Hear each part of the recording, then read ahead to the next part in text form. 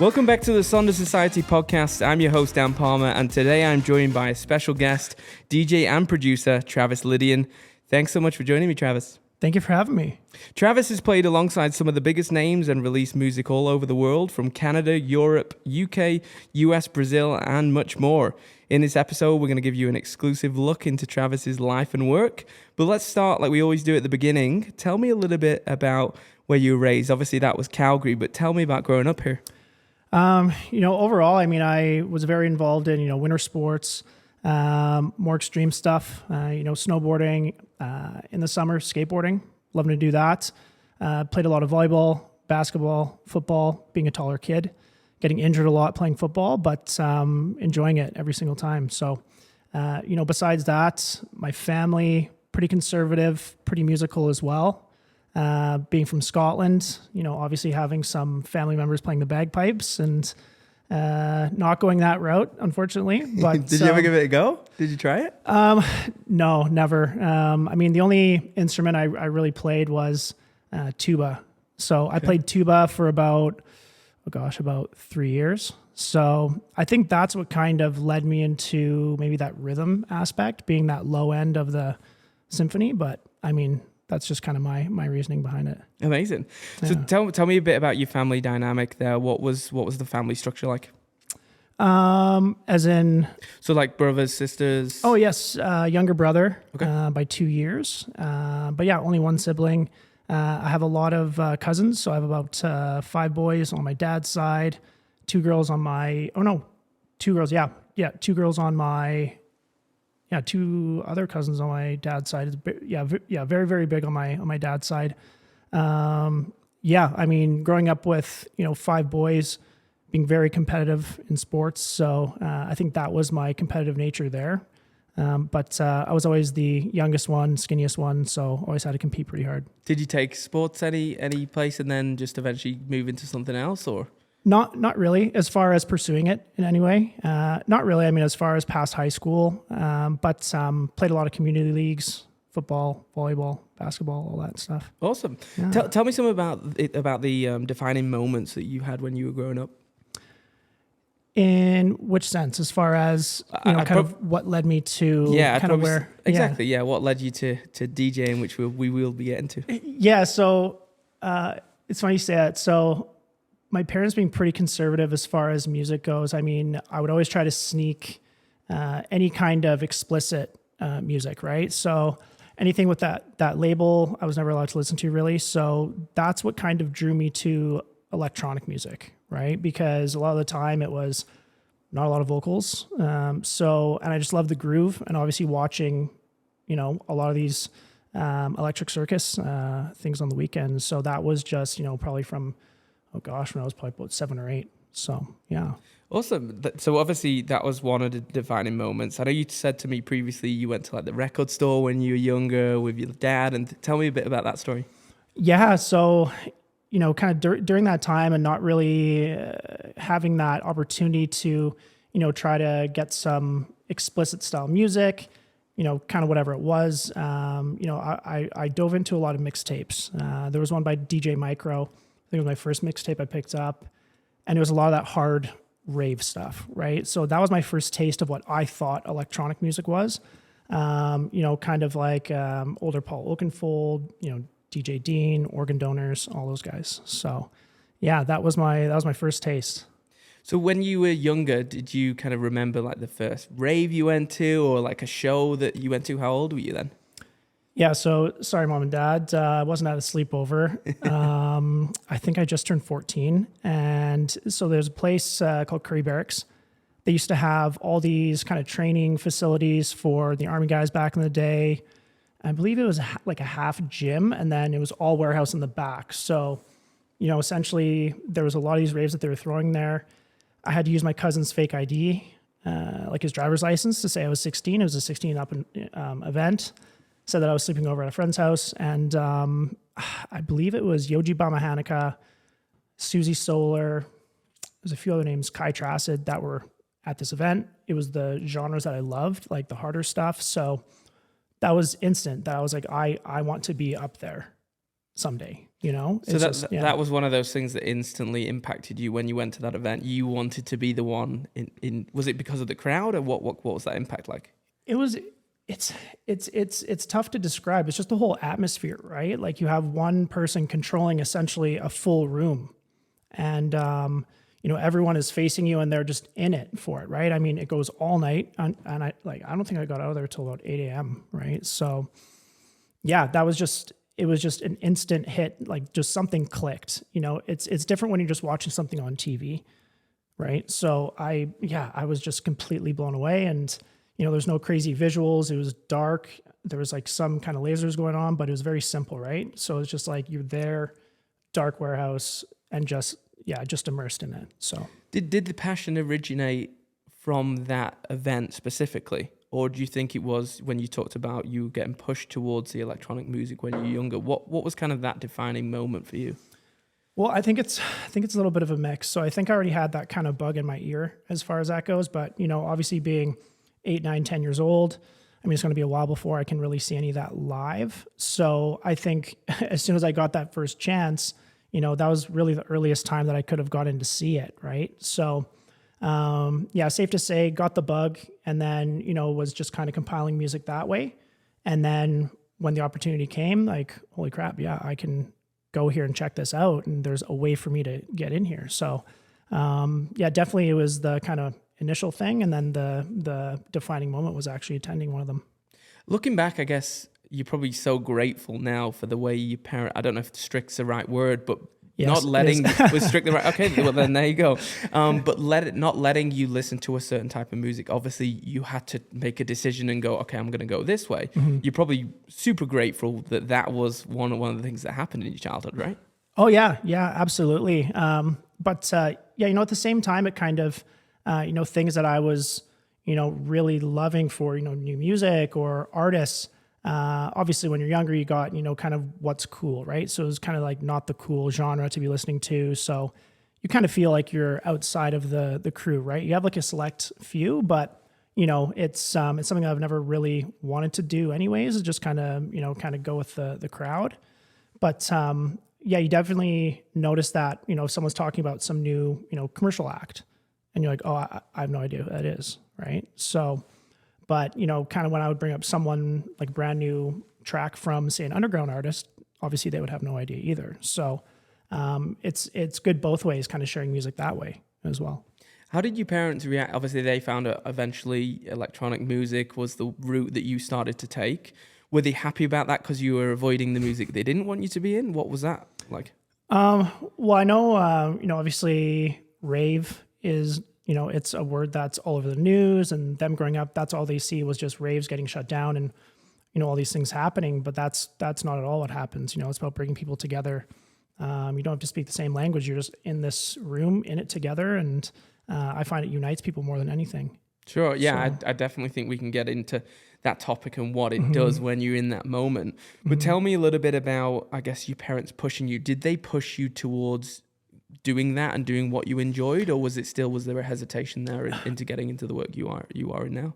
I think in the beginning it was more so just the unknown. They just, you know, never really grew up around it, right? So they just kind of what is this new thing? Is it more of a fad? You know, is it just like this new genre that'll fade out? So I know that there was some reservations there, but you know, when they see me working hard at something and, you know, dedicating hard-earned time to it, they definitely appreciate that, and they've come full circle. Actually, at Badlands, my dad, it was his first event that he's ever seen me at. So I was just about to say, have they been to one yet? Yeah. So first event that he's been to, and he was like, "Oh my God, like this is so cool." So yeah, I think I saw you there too, and I think it's the impact of seeing someone on stage, the amount of people there, people enjoying what you're doing, you're performing, right? And it's when you're potentially, like they were, disconnected from what that is, you know, being a bit older, it's hard to find that connection. Even if you say you're passionate, if that's not something they're interested in, it's hard to put a connection, even though if you're their son. So I'm glad he's gone to an event. I love that. Yeah. We talked about a little bit about kind of your favorite DJs, and you talked about Carl Cox, Roger Sanchez, but who's kind of your favorite DJ now? Do you have someone that's kind of at your top that you're always following? I mean, they're still within the top 10 for sure. But I really enjoy seeing Joseph Capriati every single time I've seen him. He's been absolutely amazing. Obviously seeing Carl Cox as well. He actually played on the same night as them. And I would see him from those Electric Circus days, and then seeing him at the Awakenings festivals and just being absolutely blown away. Right. So, I love all kind of genres of electronic music as well, and they all bring something super unique. I can go on for days who I really look up to, but it's just a matter of, it's like the all-in-one, right? But I just say overall DJ, Joseph Capriati for sure. Awesome. Amazing. You talk about, I guess you see these DJs get such a, commanding of a crowd, and you have too, doing Badlands and being able to do festivals or whatever type of show it is, even if it's a small show. You learn how to command a crowd, how to get a dance floor going. Talk to me about kind of the reactions of the crowd. What does that do to you? How does that make you feel? It makes me feel amazing. And just to kind of backpedal a little bit, kind of starting out DJing, if you're playing earlier in the night, you can't really,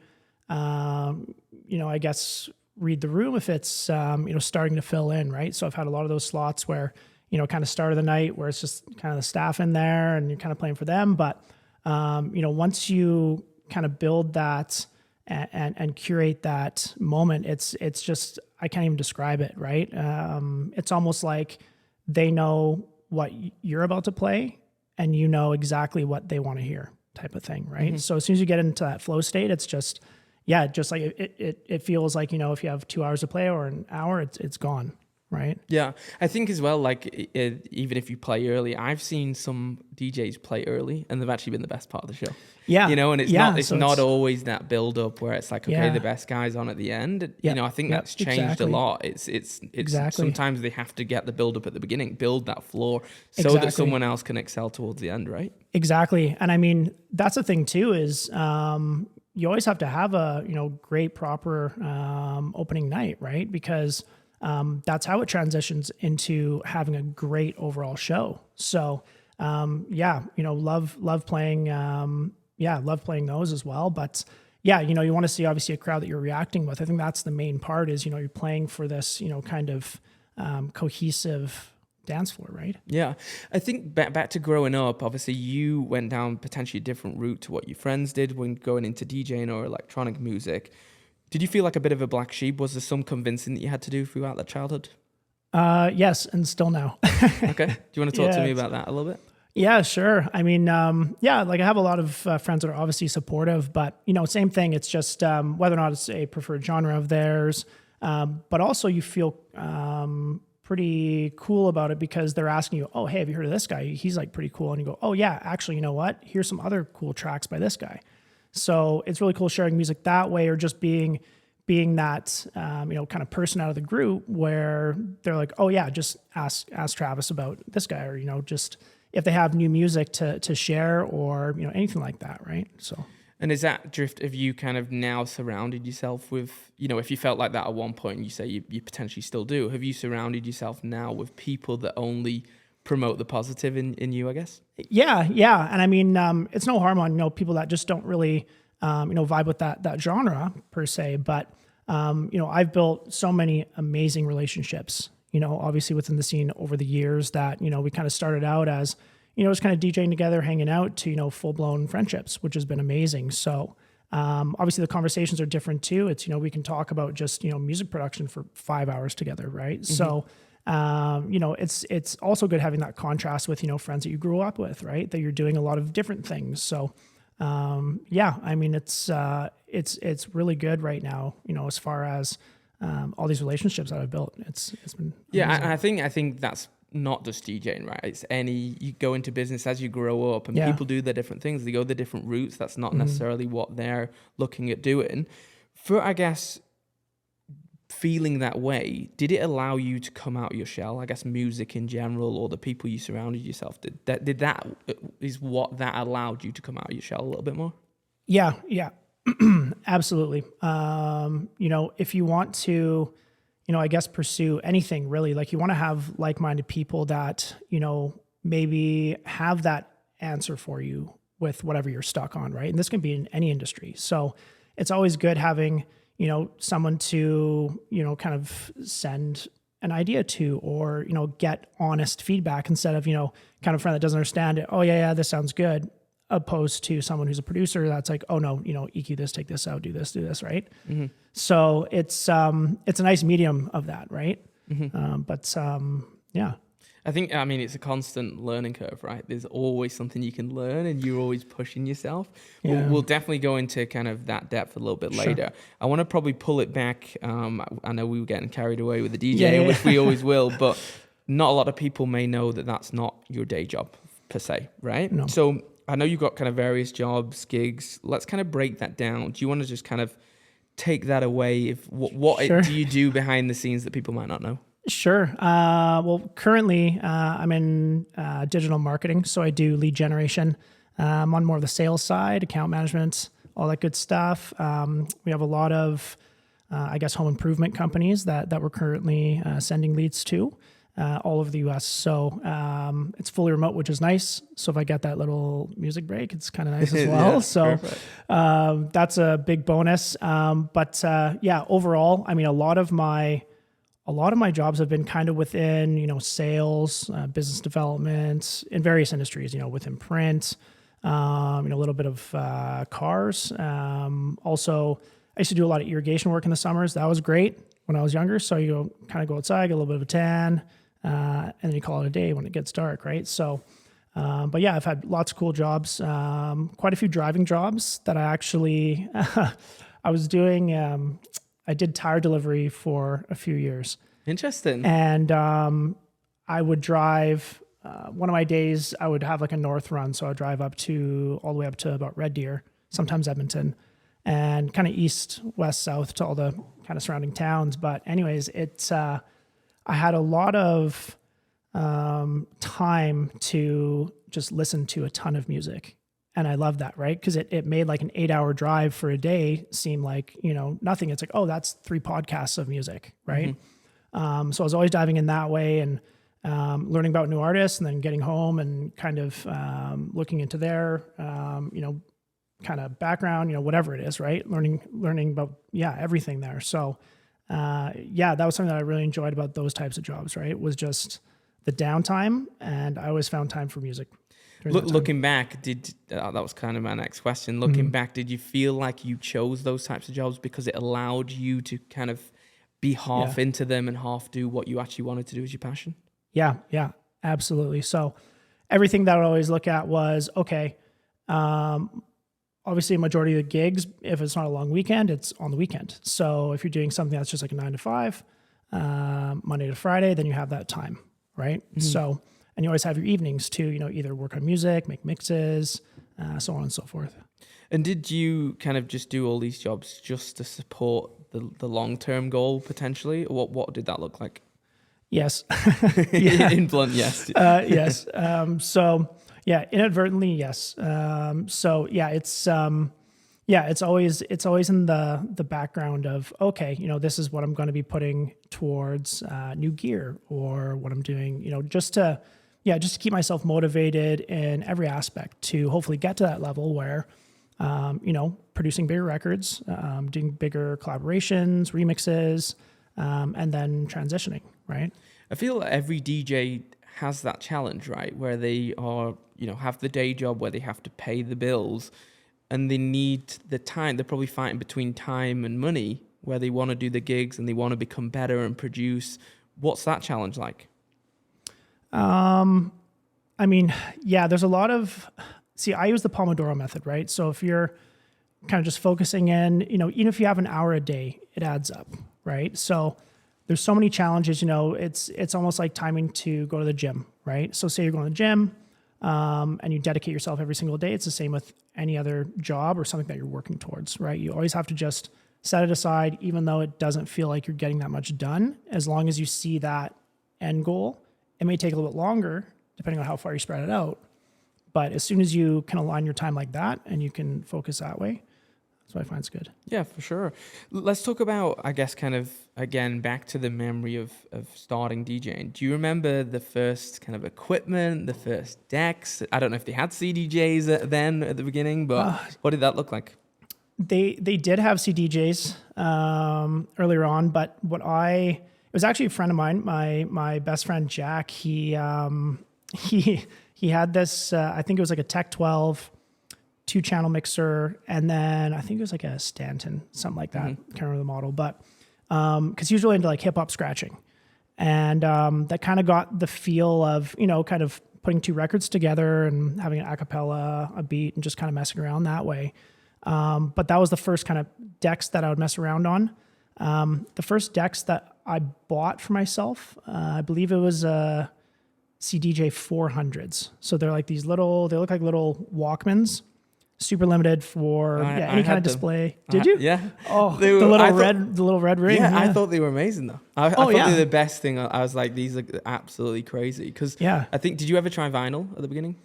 I tried a little bit of vinyl. Yeah. But I found, because I like to, obviously dive into music quickly and go through stuff, I just found digital was on the up. Yeah. As far as, and being, limited on cash, whatever, you can just, download a lot of that music, test it out, opposed to, committing to full records. And I know obviously the standard in clubs, is those CDJs too, right? So yeah, for I guess equipment. Now we're talking about equipment. Obviously, I know how much that costs, and a lot of people will know it's a lot of money to either rent or buy. Mm-hmm. Is that something that you've always set aside in your day jobs to build up equipment over time, or have you just used equipment from clubs? How does that work? Clubs, it's usually set up like the CDJs, mixer, everything is all set up there. Sometimes a microphone. If you bring anything else in, like a drum machine, or if you're using a controller, usually, you can bring that in separately. But as far as what's there, it's usually there. If you're doing mobile gigs, like any kind of weddings or anything like that, it's usually you bring the full rig. Okay, cool. So for I guess you talked about weddings, and we've talked about festivals a little bit. How would you describe to people, I guess, what your personal brand is or genre of music? That's kind of 2 compounded questions there, but how would, if someone was saying, what do you do for DJing? Mm-hmm. What do you do you do weddings? Do you do festivals? What does it look like for someone that completely didn't know? How would you kind of talk someone through that? See, I would kind of have it in 2 parts, right? So, and this is kind of how I've thought about it as well. Because, if you have older folks, I don't want to say old people, but they say, oh, you're a DJ. Oh, you're like a disc jockey. You must play like in the pubs, or you must play like on the radio, or, or they know 1 or 2 names of, maybe Tiesto or, whatever it is, right? But I see it as, making your music and then debuting it via DJing, right? So because I've kind of started producing and DJing around the same time, that was always my intent, was, debuting my music through DJing, if that makes sense. Yeah, no, for sure. I think, again, back to, I kind of tried to get into DJing, but typically people start at like the weddings and the bars, and then it eventually obviously goes up to your festivals and bigger nightclubs as well.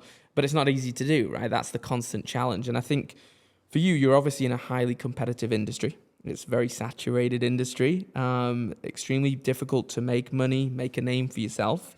You obviously love it, but talk to me about what motivates you to keep going. I think a lot of people eventually go, I'm not getting anything from this, or I'm losing motivation because I'm not getting the traction you think you may have, because you may think it's quicker. But talk to me about that a little bit, about the motivation and what makes you want to continue. I mean, motivation, I'd say, is probably the biggest thing. For me, I used to always put kind of the end goal, almost like the end all be all, and forget about all the little steps that it takes to get there, for instance, it's like, how am I going to get on X festival, kind of debuting as an artist? Obviously you need content, branding, all these things all in one, and you need to have either your sound, producing your music and getting a following that way, right?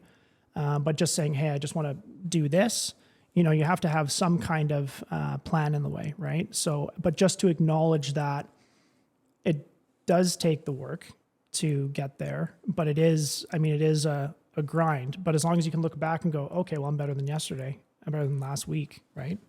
So you said it was a grind? Is that, have you gone through the phase of you've had to do free gigs? You've had to really, go into bar. You're probably going to say you've done hundreds, but what's that journey like to, obviously, yes, you can see there's pictures of you doing Badlands Festival or things like that, but there's obviously a massive journey there that people don't see, right? They may sometimes just see your name or your logo, but there's a huge story behind that. Tell me about that.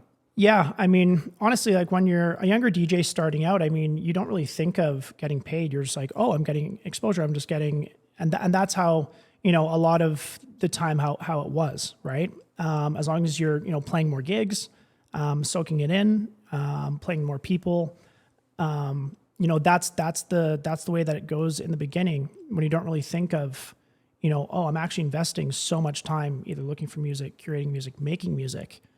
Yeah, it's definitely something that I wasn't even thinking about in the beginning of, okay, maybe I should be charging for this, or maybe I should be, so, and that kind of messes up things too, right? Is that a regret then now that you didn't think that way? That, because like you said, it's a passion. You obviously clearly enjoyed DJing, but if you thought about that potentially earlier, would that have been better off, or do you feel like that wouldn't have been right?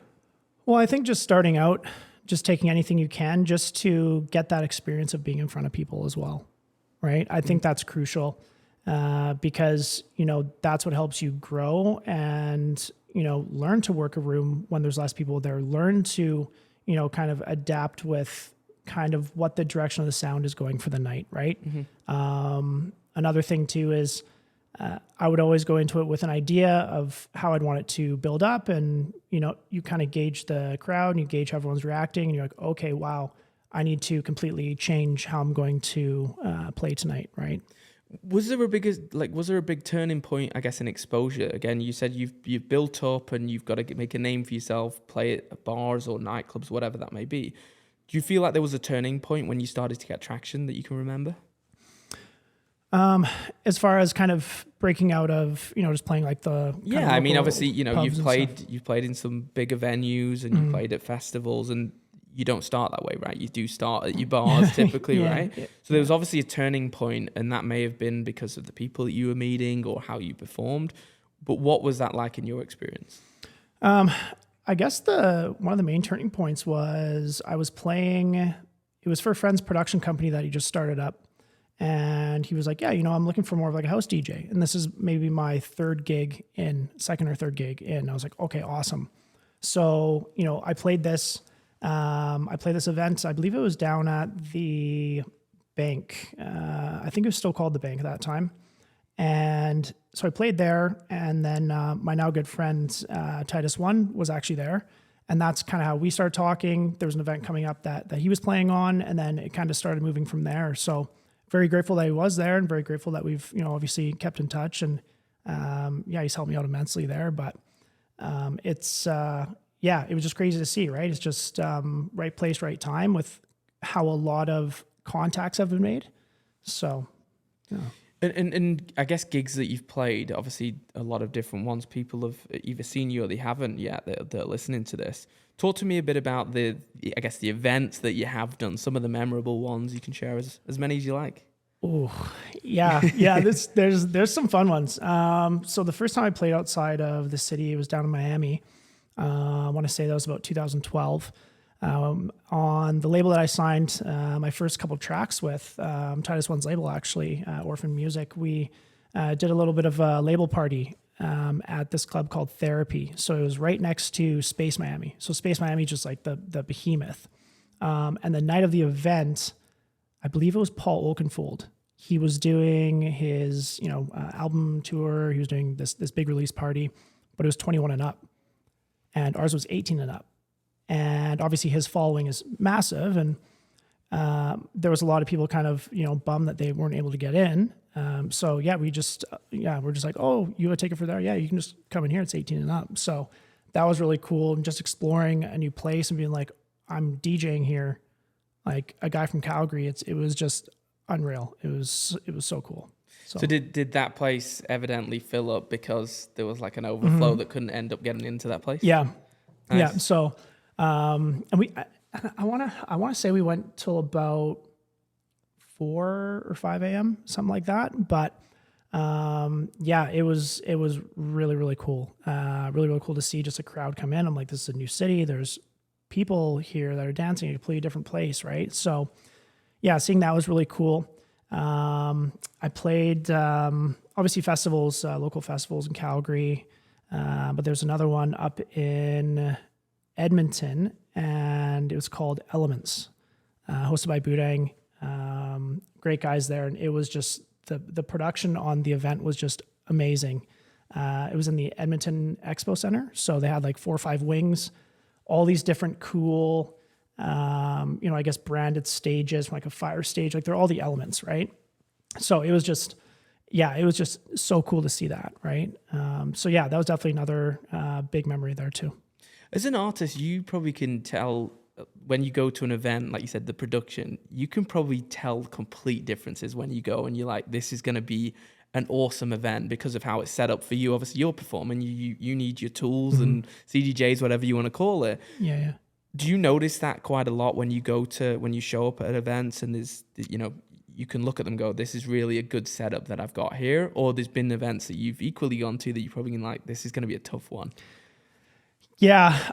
I think in the earlier days, just kind of when I was starting out, I mean, just depending on where I was playing at, I mean, they would just kind of have their in-house like multi-track CDJs and stuff too. And, thankfully a lot of them were CD players. So I always had CDs on hand during, like kind of like the first 5-6 years, but USBs are, kind of what I use now. But there were some close calls where I was like, oh yeah, I hope this will work. You'd kind of budget and it'd be skipping. It'd be essentially like a record, right? Like you'd be just touching it and you'd be super sensitive. So it was more so like, okay, I just don't want this thing to get too hot or, just get bumped and turn off, But yeah, the standard for any clubs is, pretty much the same across the board. So it's never really an issue that way.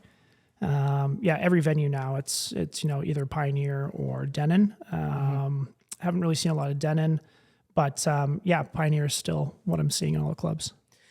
You probably know what I'm going to ask now, but it's about bad experiences. So yeah, you've obviously going to have had some bad experiences when it comes to DJing, whether that's equipment failure, not filling the room, whatever that may be.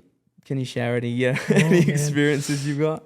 Oh man, actually, this one was in Miami during that gig. The CDJs, they have an emergency feature on it, like an emergency 4-bar loop.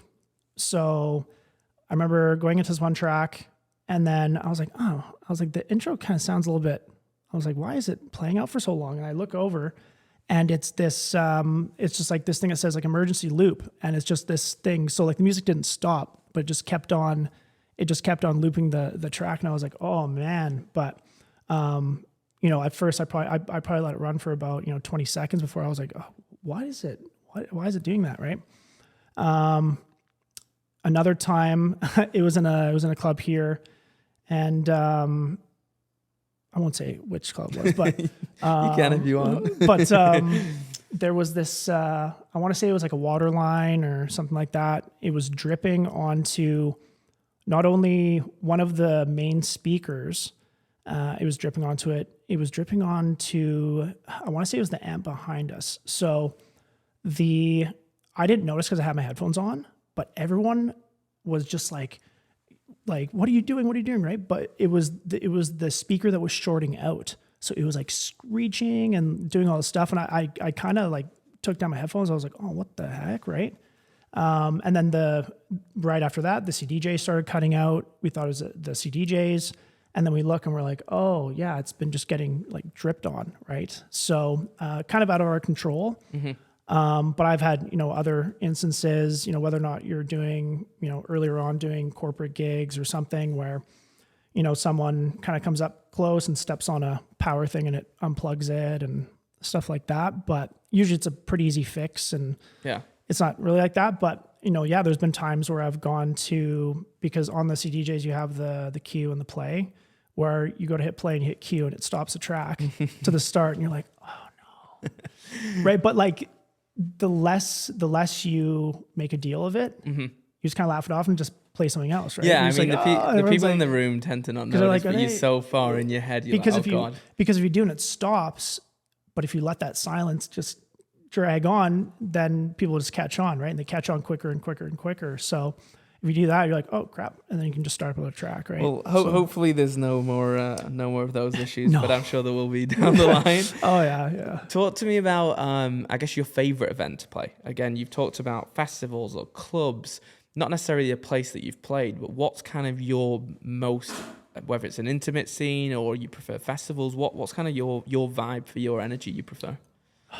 Because both of them have a unique value, right? If it's more intimate, it's just because you can see everybody, right? And you can see exactly how everyone's vibing to it, right? So I love that, but I also love being on a bigger stage where it's like, oh my God, look at all these people. And they're also, I can see all of them. I can't see finite details, but I can see, that you're commanding or, like, yeah, you just have like this huge room where everyone's dancing and it's just a great feeling that way. Hope that answers it. It's kind of a swing back. I love it all. I love it all. No, I understand two complete different things. Right? Yeah, no, I understand that, and I think a lot of some people like that intimate scene only in that they really want to be in the crowd. Some people just prefer the big festivals, right? And I think to be a good DJ, you have to be good at both. Because they are so different, and being able to control a crowd in both of those, you can't play the same at a festival like you can at an intimate. Right? Exactly. It can be too heavy if you compare it to a festival. So, no, that definitely answers that. I want to talk about, I guess, the scene that's constantly evolving, which we touched on a tiny bit right at the beginning. How do you adapt and stay current in a scene that's like that? Well, for one, I really enjoy it, right? Because you have, these genres that were so, this isn't trance because it's not this BPM or, whatever it is, right? But now it's, you're embracing just different styles that make a really cool, unique track, right? So I'm embracing it. I've, obviously over COVID, I produce a lot of different genres, just completely different from what I'm normally producing, just because, for one, just to get, another influence. But, I get influences from everything. It doesn't have to be from electronic music. It can be from the blues. It can be from jazz. It can be from alternative rock or just anything really. I love all music, right? So if you're just trying to just produce this one thing and not evolve, usually you just kind of stay behind. Do you feel like you have to, obviously you do have to evolve or you would stay behind, but do you feel like because of popularity you have to go a certain route? Have you started to drift away from, I guess, your passion of genre because of popularity? Because I know sometimes that can happen to DJs, right? They feel like because of popularity, I have to go this way or I will get behind. And some stay their own cause and it ends up better for them, right? Yeah, exactly. So I'm guilty for that. Kind of thinking, okay, well, big room is big at this time. So, okay, I'm going to have a few of those tracks. But really it's just, you can take it or leave it or, I find just staying true to you is always the best way. Because it always evolves anyways. You're not going to be producing the same exact sounding style and track that you were doing 20 years ago, right? So there's always that influence, whether you like it or not, is always going to come into your music. And it can be subtle things too. It's not completely changing genres. It's just, the way that you're writing your drums or the way that you're doing your synths or the way that you're laying out anything, right? So. Yeah. I think that's it. You've got to be you. You're in the danger of starting to follow a crowd, as a lot of DJs do, and then they become lost at who they are. You've got to be yourself, and that's the performance. People tend to come see you when they're standing in front of you, and I think that's important. But let's talk about producing now. I guess let's shift the focus a little bit. Sure. So in 2016, you opened your own record label with your friend Chris Guest. Yes. Other people may know him as Guest too. Guest too, yep. So he's an incredible producer, DJ and a DJ from Calgary. But tell me a little bit about that relationship. How did that start? We actually met through some mutual friends, and would just see each other out at events, and from that common love for house music, tech house, progressive, everything. We would always just run into each other, and then obviously both of us started taking it more seriously with production, and we've actually written a few tracks together.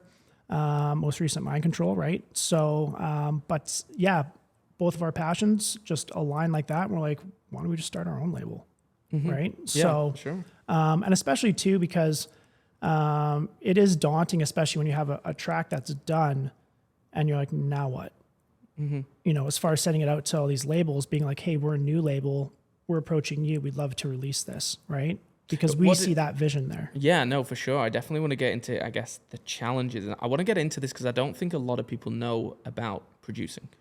I think they see people as a DJ and the songs come from thin air. But obviously that's not the case. There's a lot of work that goes into production and challenges. Tell me about, obviously, yes, there's the production side of it, of making the songs and coming up with that. But talk to me about the challenges within production. There's quite a few. And that's why, obviously when I was first producing, I did a lot of self kind of teachings on a lot of things, which some of them worked out and some of them I was just completely lost. So Crystal Peitra, actually from Calgary, I reached out to him. I knew that he was pretty credible with actually knowing the basics of just getting going, because I wouldn't want to lean off in such a far way that I didn't want to unlearn a lot of these bad habits. So he helped me immensely and just kind of getting me focused on that in my early days.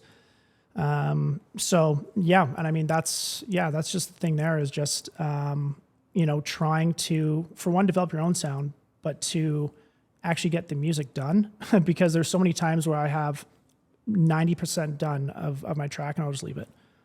So, and I have that for about like countless tracks, right? Why did you get to that 90%?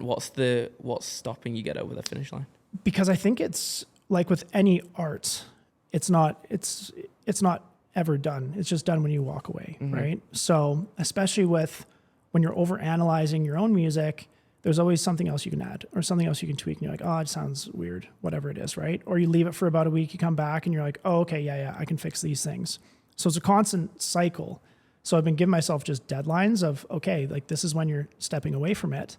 And if there's nothing technical missing and all your creativeness is into it, then I just kind of pull it. And I'm like, okay, it's done. So. Yeah, I see that, right? It is art, right? And it's like a painting. You could constantly tweak and change the color, and it's never done. That's away. Probably difficult then, because that can probably almost get obsessive, right? Where you're like, when is it done? How's it going to be perfect? Yeah, exactly. And but if it's always a little bit better or you've improved it on your next track, if you're like, okay, every single time I have to do this. I have to layer this kind of hat. I have to do, kind of better mixing on low end, better, whatever it is. But if you can notice that progression in your music, then you're like, okay, obviously I'm doing something right. Instead of always trying to strive for, it has to be like this every single time, right? And I think that was my issue was, I would load in a reference track and I would be like, oh man, like it's going to take forever. And then it just kind of defeats you, right? So as long as you have those building blocks of just always improving slightly, or just taking that change into your next track, taking that change until eventually you look back on, 10 tracks later and you're like, it sounds like a completely different style now. When you're producing, would you say you're producing the track for yourself, or are you producing it for what people would like? It's a bit of both. It would obviously be a genre that I enjoy to produce. But yeah, at the end of the day, you have to, because of the exposure to just hearing how certain tracks do, and you're like, okay, yeah, I think this would work here. Typically if you're making like a club edit, you're like, I'm making this for the club. Compared to, if you have maybe an album or something where you're just going to have little tidbits of things where it's more just for you and kind of hopefully your fans like it. So to kind of, I hope that answers it. Yeah. But yeah. Yeah, for sure. I think, I guess I want to know a bit about your production process. Now, obviously, you could be working with Chris. Maybe you work on your own sometimes. But can you walk me through a little bit about what the production process looks like? So if you're, thinking you're going to start coming up with a song, how does that even start? What do you do for your process? I've gotten a lot better at it. Kind of in the beginning of my production, when I would finish a track, I would open a brand new blank space, get intimidated by it, and then kind of procrastinate about starting up a new track. But, creating your own templates, just for getting all your instruments loaded is like key. It just saves so much setup. I don't go into it saying, hey, I want it to sound like this. But as soon as I guess depending on how I start it, if I'm starting on drums, usually I make something a little more housey, right? More groovy. If I'm just going off of, some kind of pad, I'm like, okay, well, I kind of want to go with something maybe more melodic here, right? So it really depends on what I'm feeling in the beginning. And then I try to just gently push it into that space. And sometimes it completely changes and I'm like, no, it actually sounds better with this. Mm-hmm. So, I hope that's I think, but no, definitely. I'm just, I'm curious of kind of the thought process. Like you said, it's an art. You're creating an art, and it's not an easy thing. There's so many moving pieces. When people think of a song, whether it's 3 minutes, again, there's a lot that goes into the background. How do you bring the melodies, the songs, the vocals, all the things that you've got to consider before releasing that track, right? To the public, and they're going to have, opinions on whether they like it or not, right?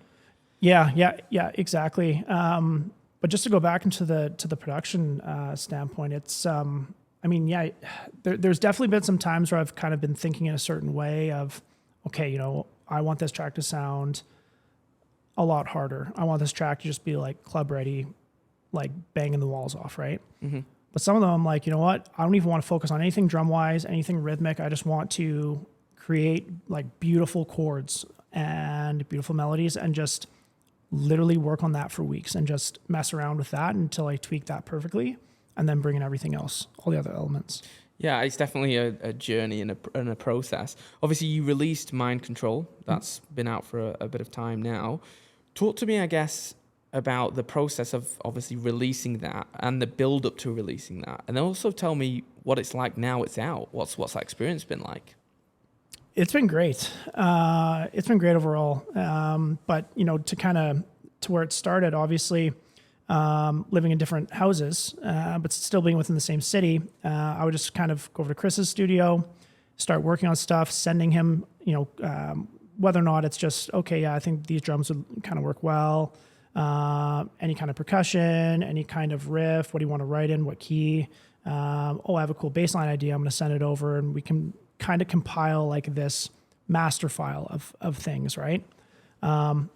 At first, we kind of had the idea of going something a little bit more, because we'll kind of have like a reference track in mind of, hey, like I kind of like how, because that one we had some Christoph-esque kind of idea that we kind of like, we like how some of his songs are structured, and that was kind of how we wanted to do it in the beginning. And then just over time, as we were working on it, we didn't want to force anything. So like a lot of different sounds, we would swap in and out, different pianos, different synths, different, bass lines, everything. And then when it got to a point of, okay, this sounds great, but this would sound even better with a really talented vocalist on it, right? So we reached out to Alicia, and she's a singer-songwriter. She's been on some pretty big tracks as well. So she understands like the, writing style with electronic music too, right? So she was amazing with, getting the idea of kind of what we were looking for, right? Because as far as writing a song, it's like my knowledge is just very limited, mm-hmm. right? Like it's just very, very limited. So as far as having that free-flowing, she was so good with, okay, we can go for this mood. We can kind of go for this mood. This is what I'm feeling. Give me a few days and I'm going to get some ideas together. So she gave us all these ideas for us to work with, and we're like, oh my God, this is fantastic. Plugging them into the track, and it just meshed so well with what we were making. So did you feel like you knew instantly which part of the vocals was going to be it, or was that the challenge then to fit it in? Yeah. So she kind of, she would bounce ideas off us. She would say, okay, this direction, this is kind of what I'm thinking as, kind of within the, breakdown, kind of having this and this and this. And during each bridge, let's maybe have this. As far as singing there, but it was just the emotion that she brought to it. We knew instantly, okay, let's put this here. Let's put this right before the hook. Let's put this right before the breakdown. And then it just flowed so great. Like it was amazing to work with her. Amazing. So, I've obviously listened to it, but if anyone else wants to listen to it, what platforms is it available for them to listen to? Every platform. It's Beautiful. On, any streaming service you have. It should be on there. So cool. I'm sure they'll check it out after this. Let us know what you think about that. But let's talk about, I guess, kind of where you're taking the production now. you've been doing it for a bit of time with Chris as well. Yeah. What's your kind of plans for that? Are you planning to make more music? What's the thoughts there? Yeah, absolutely. Definitely making more music on my end. But yeah, like I said, I would get to a point with a lot of my music where, okay, I'm hitting about 90% and then I'm starting something new. But now I've been coming back to all these tracks that I've left and I'm like, new inspiration. I can get these done now. So I've wrapped up about 4 new tracks. So it's just a matter of, okay, where do I want to shop with? Who would like to release this track? As well as can release on Loud Enough on our label. So that's something that is that next phase of, okay, now I've poured everything into this track and now what, right? What's that feeling like though? If you've got it, it's all done or it feels all done, but nothing's happening with it, so to speak. What does that feel like for you? Because for me, that would be frustrating. It's like doing a podcast and be like, I can't release it. Like, why not? And what does that feel like for you? Well, I guess it's not like all for nothing kind of thing. Yeah. It's more so kind of leading up to that.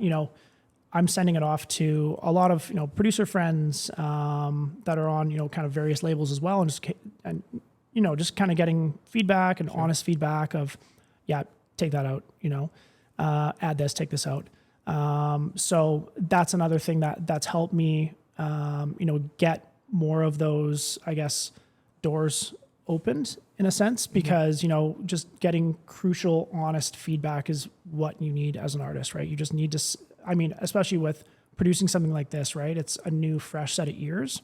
That's something that you've just been overlooking the whole time, really pops out in either a good or a bad way, right? Do you get conflicting feedback? And how do you deal with that? Sorry? Do you get like conflicting feedback? So, conflicting. If I said, I really like it, and someone else said, you need to remove this part, how do you deal with that? Because it probably can be quite a bit of back and forth sometimes if there's different opinions. Well, usually it's just my friends that listen to other genres, like, oh, dude, yeah, it sounds sick. Yeah, cool, right? Yeah. And then producer friends, complete honesty, like, no, this sounds too light. Maybe take out that drum line. Okay, yeah, the kick sounds way off. It just sounds out of sync. Like, whatever it is, right? So that's what I truly appreciate. Is because you need that hard feedback, and to kind of lead in as well, kind of on this producing journey too is, actually working alongside Eddie Thonik has been amazing, and that honest feedback has been so helpful, right? So. Having a lot of Zoom sessions with him, with Refined Recordings, and he's been helping me, obviously tremendously, and getting to work quicker on tracks, learn when it's just like a no, and how everything meshes together, right? Mm-hmm. So it's just like a further, I guess, push within my music too. I know for sure, and I think the transition, not everyone goes into producing, right? I think that can be daunting going into that. You can stick at being a DJ, but going into producing, that's when you're opening up more to the critics. This feedback involved takes a long time. So no, I love that you've got into that. For, I guess, kind of the next phase for you when it comes to producing and DJing, I guess specifically this year, what have you kind of got planned there? I have some gigs coming up here this month into May.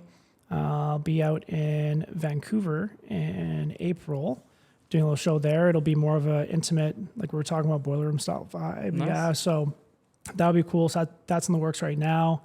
I'm really excited about that. And then, moving into the summer with, the festivals coming up. So, looking forward to that. And then in the fall, I'll be over at ADE, probably just attending, meeting some other contacts over there as well. Because I haven't been to the conference in, I want to say like 2 years now, 2-3 years. So I went quite a bit. So I went for a few years, and the contacts you make there, the events that are there are just amazing. So cool. For people to kind of check out and keep up to date with where you're playing, what's the best? Is that just Instagram to kind of keep up with where you're next playing? Yeah. I mean, Instagram for the most part. I have it synced up with my website as well, travislydian.com. I know that. Social media is the quickest way to see. Yeah, awesome. The next one up is next weekend on the 4th. There we go. So There we go. Well, I'm sure you'll see many faces similar and new at the next events you do. Let's kind of switch a little bit topics now, I guess, into mental health. Sure. Sometimes we cover this throughout, and you know, I think it's going to be one of those topics that obviously any industry, specifically yours, you're going to be facing some challenges. Talk to me about, I guess, kind of the sacrifices and challenges that you've had to make in the industry that you're in.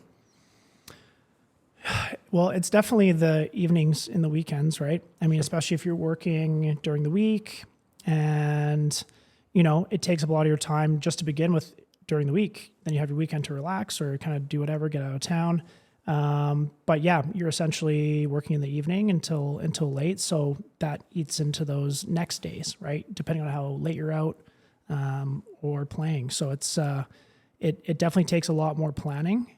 And, you know, that's just kind of, you know, how it is for the. So if you're playing late or early mornings, I guess, and then you're up for work the next day, is that affecting you next day, or have you just got it well tuned that you're a machine? Yeah. I mean, I find like, I know it's bad to have obviously less sleep, but I just try to sleep, obviously when I can. And I try to, you know, obviously limit myself for how late I'm out.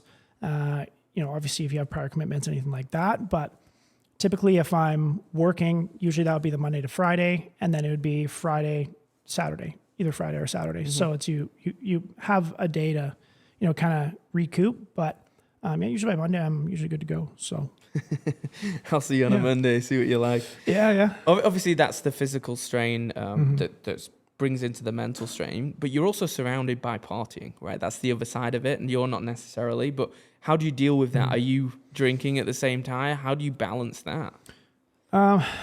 Usually when I'm playing, it's, you know, because I want to experience, you know, firsthand how everything's going on. I know just out of, you know, either DJs being nervous or whatever, they need to have a few. But for me, because that's how I started DJing, I was never, you know, getting, you know, drunk or anything like that before I was playing. I always found it kind of either I would be enjoying it too much and no one else would, because you always got to play. It's for the people. You're playing for the people. So, you know, can have some drinks after, but it's it's something that I like to be, you know, zoned in on when I'm playing. Right? Yeah, that's fair. I think so.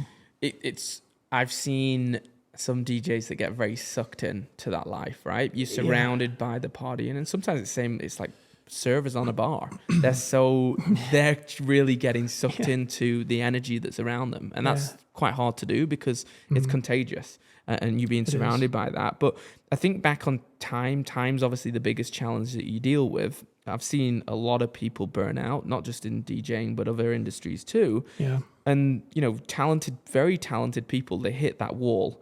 And especially when it comes to like touring schedules and things like that, how have you managed to create a work-life balance? Even to me, when you're saying, you know, whether I do 9 to 5 and then I'm at a gig till 4 a.m. and then I'm back in, how have you managed to create a routine that allows you to continue doing what you're doing?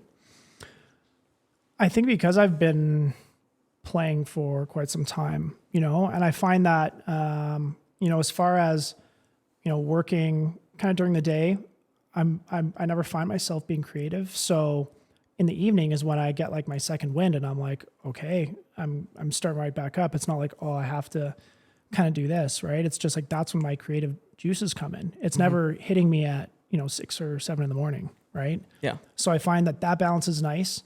And then, like I said, when you're going and playing on the weekend, I mean, you still have your days during the day. So, I don't want to say I'm one of those only people that need 6 hours of sleep, but, I find if I can have strategic, good sleep throughout the week, then I can kind of take it back a little bit on the weekend. Yeah. So. Yeah. I think it's just about balance, right? I think you're the only person that can get into your routine. Exactly. I think probably from the outside, it seems crazy. Like you look at that and go, okay, that's not enough time to sleep. How are you going to pre-produce it? But like you explained, you get in that second wind. That's when you're probably performing at your best because now your body's used to that and you've done it for such a while now. You talked about with me kind of behind the scenes being your harshest critic. I want to kind of understand why you struggle with that.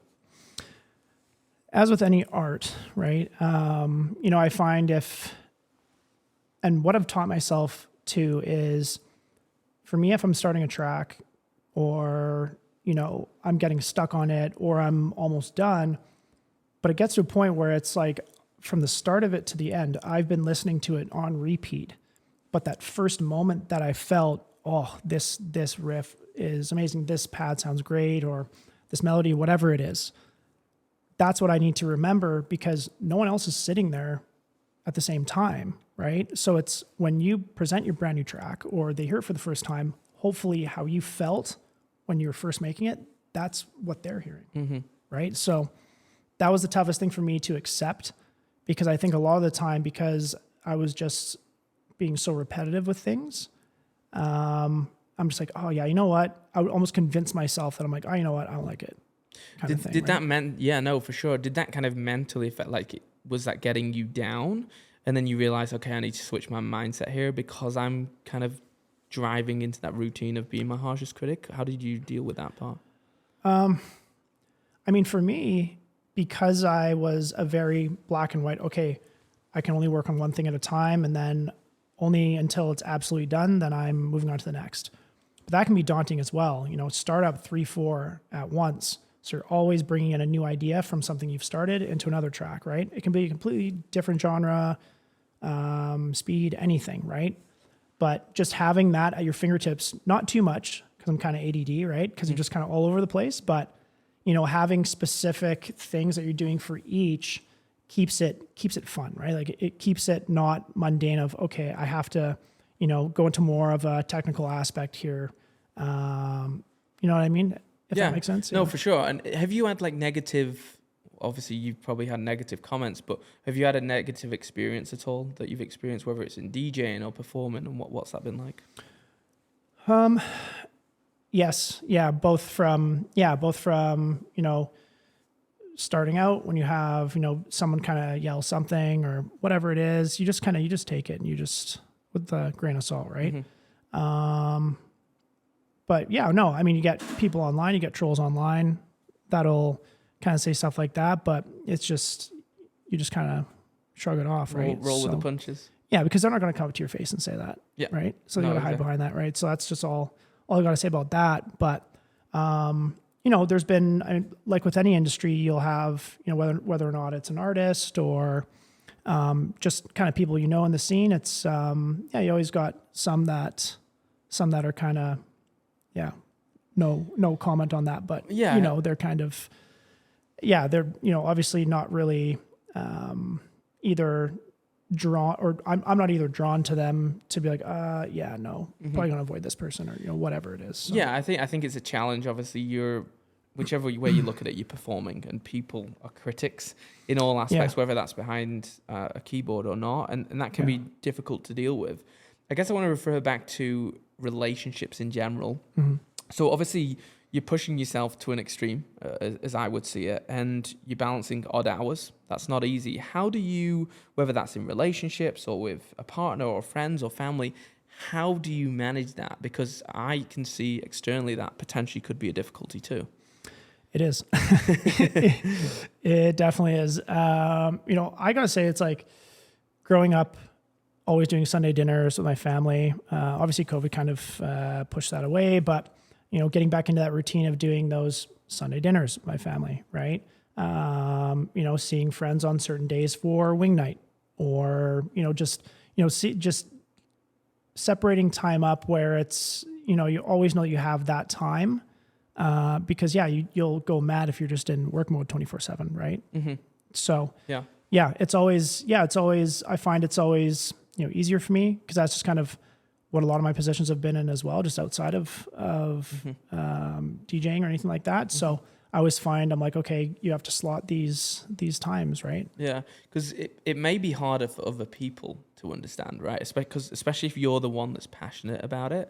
Sometimes it can be harder for other people to understand. Well, I never see you. You're always busy. You work the nights. Like, it can be like servers, right? If they work nights, and whether they're in relationships or it's family, and they're like, I never see you on Sundays anymore because you're hungover from serving or whatever it may be. Hopefully they're not hungover from serving, but there you go. Very bad. You talked about COVID a little bit there.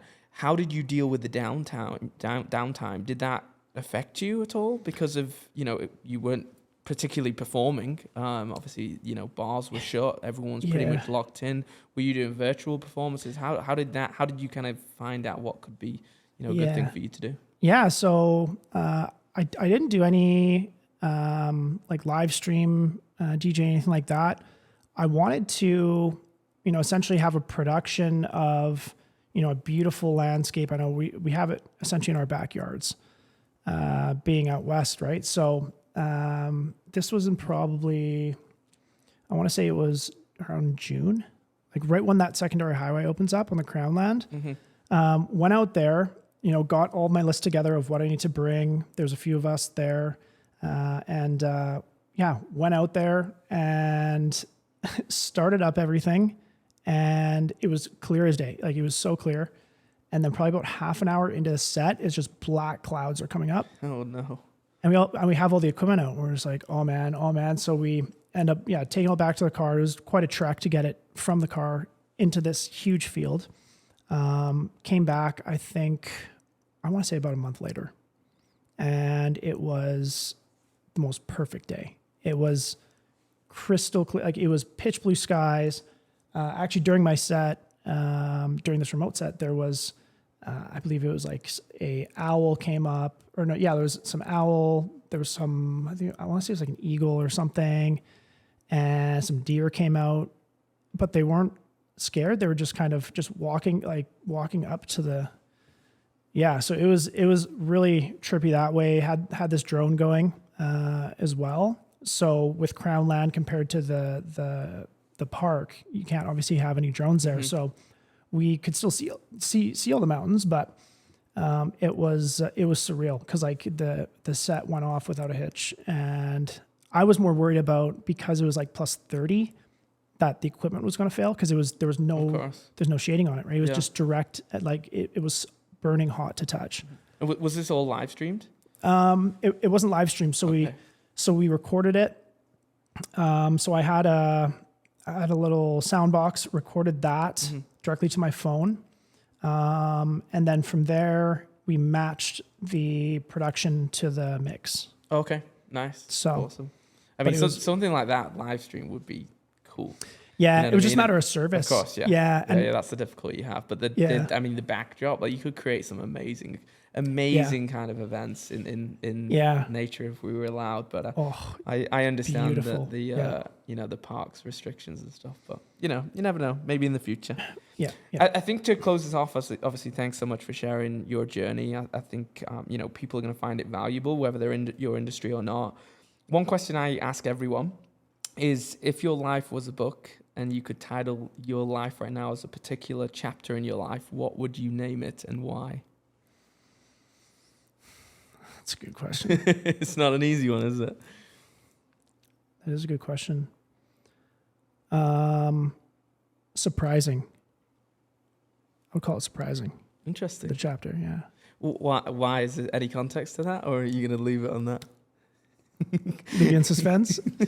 No, just because this is in like every aspect, because, on the music side, just saying, it's just been, having this release. So with Mind Control,